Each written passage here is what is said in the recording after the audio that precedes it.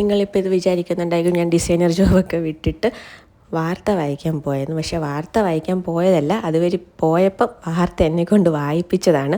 ഞങ്ങൾ Arabian gold and ഡയമണ്ട്സിൻ്റെ ഒരു stall ഇട്ടിട്ടുണ്ടായിരുന്നു ഇൻഫോ പാർക്കിൽ. അപ്പം നമ്മുടെ തന്നെ തൊട്ടടുത്ത് ഏഷ്യാനെറ്റ് ന്യൂസിൻ്റെ ഒരു സ്റ്റാളും ഉണ്ടായിരുന്നു. ജസ്റ്റ് അവരുടെ ഒരു ന്യൂസിൻ്റെ ഒരു സ്റ്റാളായിരുന്നു.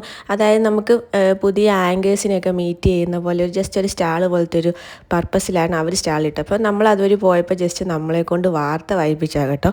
നമ്മൾ ഓരോ ജോലി ചെയ്യുമ്പോഴാണ് ഓരോ ജോലിയുടെയും റിസ്ക്കും ബുദ്ധിമുട്ടും മനസ്സിലാകുന്നത്. ശരിക്കും നല്ല പാടാണ്. നമ്മളെപ്പോഴും സംസാരിക്കുന്ന ലാംഗ്വേജ് ആണെങ്കിലും വാർത്ത വായിക്കാൻ സ്റ്റാർട്ട് ചെയ്യുമ്പോഴുള്ള ടെൻഷനും ബുദ്ധിമുട്ടും എനിക്ക് അപ്പോഴാണ് മനസ്സിലാകട്ടെ. നമ്മൾ വാർത്തയൊക്കെ വായിക്കുമ്പോൾ അത് കണ്ടിട്ട് ഓരോരുത്തരെ കളിയാക്കുകയൊക്കെ ചെയ്യുന്നു. പക്ഷെ നമുക്ക് അതിൻ്റെ ആ ഒരു ടെൻഷൻ എനിക്ക് നമ്മൾ ആ ജോലി ചെയ്തപ്പോഴാണ് മനസ്സിലായത്. അപ്പോൾ എനിക്കും അങ്ങനെ ഒരു ഓപ്പർച്യൂണിറ്റി കിട്ടി. ഏഷ്യാനെറ്റ് ന്യൂസിൻ്റെ ചെറിയ ഒരു 4 ലൈൻ വാർത്ത വായിക്കാൻ പറ്റും. ഞാനും എൻ്റെ ഫ്രണ്ടും കൂടെയാണ് പോയത് കേട്ടോ. അപ്പോൾ അവളും വായിച്ചു, ഞാനും വായിച്ചു. നല്ല സപ്പോർട്ടീവാണ്, അവർ കാര്യങ്ങളൊക്കെ പറഞ്ഞു തരും. പക്ഷേ എന്നാലും നമുക്കൊരു ടെൻഷൻ. അപ്പോൾ പുതിയൊരു എക്സ്പീരിയൻസ് ആയിരുന്നു. അപ്പോൾ ഇതായി ഞങ്ങളുടെ സ്റ്റോള്. ഇനിയിപ്പോൾ ഞങ്ങൾ നെക്സ്റ്റ് വീക്ക് മറീന ടവറിലൊരു സ്റ്റോൾ വരുന്നുണ്ട് അറേബ്യൻ ഗോൾഡ് ആൻഡ് ഡയമണ്ട്സിൻ്റെ.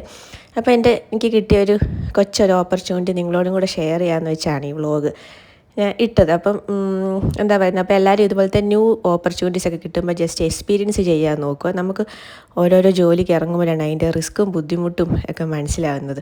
അപ്പോൾ എനിക്കതൊരു പുതിയ എക്സ്പീരിയൻസ് ആയിരുന്നു. നിങ്ങൾക്ക് ഇതുപോലെ പുതിയ എക്സ്പീരിയൻസ് ഒക്കെ ഉണ്ടെങ്കിൽ ജസ്റ്റ് കമൻറ്റ് ചെയ്യണം കേട്ടോ. അപ്പോൾ അടുത്ത വ്ളോഗിൽ കാണാം.